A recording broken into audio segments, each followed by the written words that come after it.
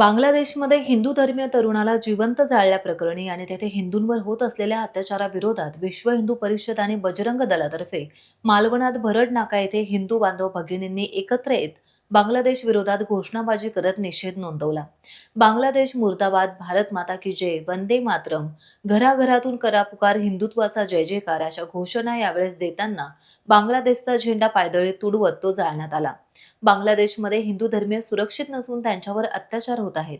या विरोधात भारतातील हिंदूंनी एकवटून आवाज उठवला पाहिजे। हिंदूंनी आता जागृत झालं पाहिजे। भारत सरकारनेही या प्रकरणाची दखल घेतली पाहिजे, असे यावेळी उपस्थित हिंदू बांधवांनी सांगितले। यावेळी विश्व हिंदू परिषद आणि बजरंग दलाचे कार्यकर्ते तसेच मालवणमधील हिंदू धर्मीय उपस्थित होते। जय शिवाजी, जय भवानी, जय शिवाजी, जय भवानी, हर हर महादेव, हर हर महादेव। धर्मवीर छत्रपती संभाजी महाराज की जय, धर्मवीर छत्रपती संभाजी महाराज की जय। जय शिवाजी, जय भवानी, जय शिवाजी, जय भवानी, जय श्रीराम, जय